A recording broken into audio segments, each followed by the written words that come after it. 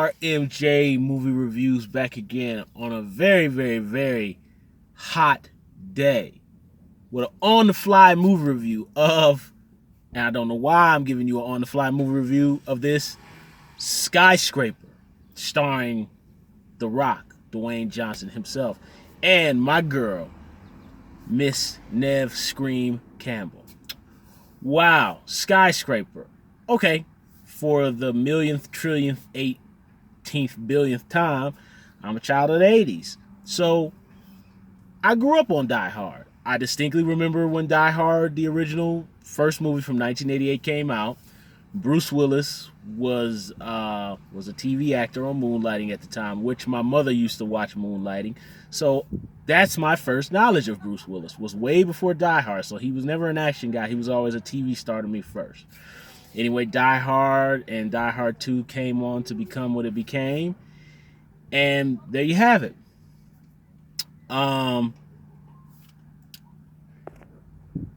And that film came on and became what it became. So on to Skyscraper, okay?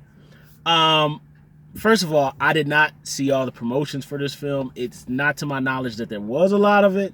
And what little I did see, that's my first thought was, okay, Die Hard ripoff. Okay, The Rock's in it. The last couple of movies that The Rock made, I wasn't very interested in. Although I like Jumanji. I thought Jumanji was pretty fun. You know, it was a fun goofball movie. I had no expectations for that. I had a lot of fun with that movie. It was what it was. But when I saw the trailers for this, I just thought it looked like a Die Hard ripoff. It looks uninteresting. I knew it would be PG-13 because the era of hardcore, hard R adult action film, those movies don't make any money anymore. Audiences, the violence of the real world has turned movie making kind of away from that route. So, okay, fine. They don't do that anymore. Good to go. Whatever. So I just thought it just looked like a flat PG-13 clone of Die Hard. I'm going to get into that later on. But anyway, look, I had a mildly good time with this thing. I went in with the very, very, very least expectations in the world, and it was fun. It was light, mindless fun. Have I already forgotten about the movie and I left out of it no longer than I think maybe 5 minutes ago? Yes. Very forgettable, but a good time waster. Now, let's be very realistic about this. Had The Rock not been in this movie would be on Cinemax right now. Cinemax premiere, 11 o'clock at night, starring whoever the latest B-movie is. And I don't even know if they even have B-movie actors anymore because it's not the 90s or the 80s anymore. So I don't even know if they have that anymore, but this movie is basically No Contest with Shannon Tweed and Andrew Dice Clay and Roddy Piper and Robert Downey. Those of you all who are my age will probably remember that movie from Cinemax back in the day, or HBO Thursday night premiere action. That's what this movie is. The biggest issue with it is, number one, it's a Die Hard clone. It's not that era anymore. Number two, it's PG-13. Number three, it's uninteresting. Number four, there's entirely too much CGI. The big thing is, aside from it not being the era of these type of man against guys with machine gun type of movies, is, like I said, there's too much violence in the real world, so these movies don't appeal to people anymore. And my thing is, too, if you're going to rip off Die Hard, like they did back in the 90s with Under Siege or Speed, you at least have to have the elements of Die Hard to at least rip it off right. Which I think Under Siege and Speed were made in that era, so that was before the elements or the glitches. The glitches of the elements were still financially viable back then, unlike now. So, aside from this movie being a Die Hard clone and uninteresting, it's failing because it's PG-13 too. And there's a lot of false sentimentality in it, sappy stuff. And the action too is average. Now, there's a really good fight scene in this movie where Dwayne Johnson fights, I can't remember the actor's name, but he was just in the Den of Thieves movie with 50 Cent. who went opposite Gerard Butler. I can't remember that gentleman's name, but he's a very good actor. He was in 13 Hours. He has a very good presence to him, a very relaxed persona. Him and Dwayne Johnson have a fight, and I gotta admit, I was getting amped. I was like, okay, I'm with this. The movie didn't have more of that. Now, if it would have had more of those, because Dwayne Johnson, aside from just being able to do the WWE power bombs and suplexes and all that stuff, he can do all that great. But he's also very good with his flexibility. He's still very agile for a man his size. So I really wish there would have been more of those kind of fights. Arm bars, some technique. I think if they would have had more of that, it would have made the action more sellable. But there's a lot of false sentimentality. That the action is just not hardcore enough.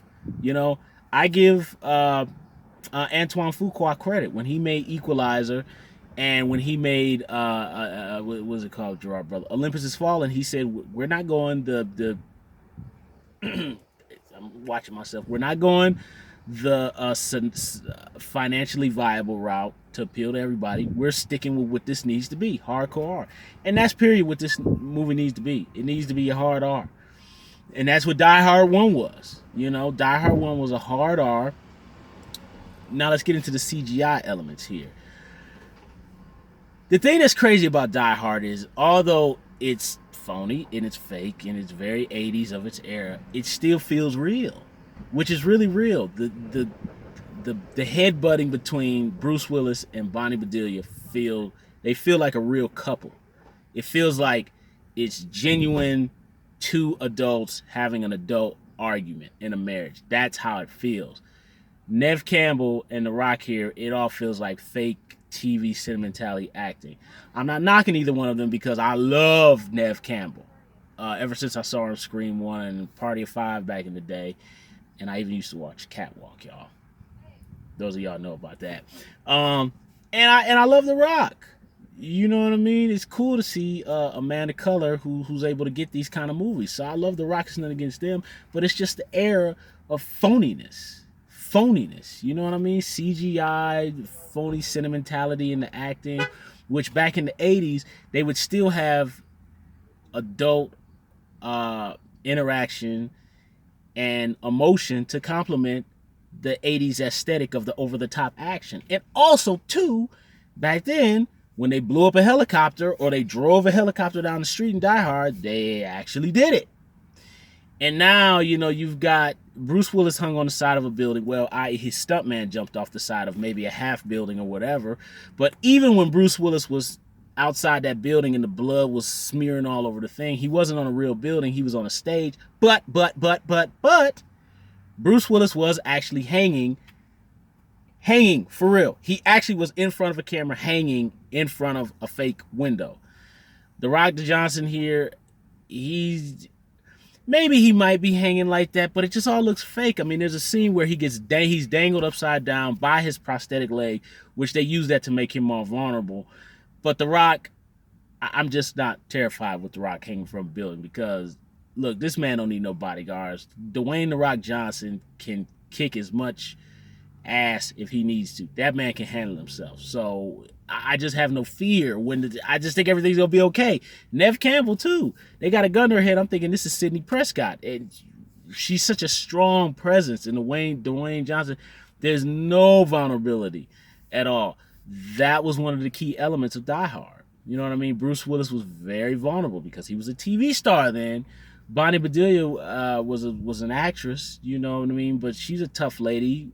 I.e., her and Neve Campbell do have that same female strength, but Bonnie Bedelia did feel vulnerable because of her family. The kids here in this movie just feel like cookie cutter, smiling for the camera kids. They're cute kids, but I'm just saying it just all feels fake, and ultimately the CGI stuff in this is so ridiculous. And I'm not even knocking it by calling it ridiculous. It's okay if it's ridiculous. But it's so ridiculous that I'm telling you, Showdown of Little Tokyo and Commando are more realistic than some of the action in this movie. And that's really, really saying a lot.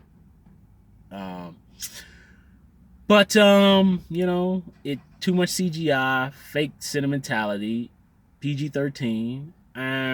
Die Hard ripoff, and basically you're stripping away all of the elements that made Die Hard strong, all of which I just named. And then I just thought it was funny that, now it may sound like I'm knocking the movie. I'm not. I'm just simply saying, there's been a lot of controversy about that it bombed this weekend and this, and that. And the theater that I saw it in, there was exactly 5 of us. There was 2 couples. I stuck this one out solo because I had a day off work and everybody's working, so I was just like, I'll go chill, catch a flick. So there was exactly 5 of us in the theater, and this was the biggest auditorium. So I think all my reasons, not negatives, but negatives, is probably the reason for why Skyscraper, this is going into oblivion or purgatory or whatever. But look, not a bad movie by any stretch.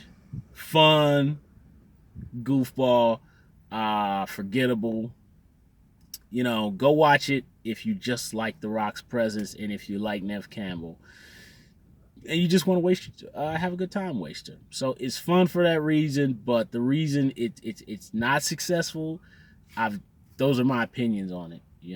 So if you want to go see it, if you don't, up to you. Thumbs up the video, subscribe to the channel, share the video. Don't forget to hit the little bell, ring-a-ling-ding-ding-a-ling-ding, and leave comments down below about Skyscraper. RMJ Movie Reviews. I will see you soon.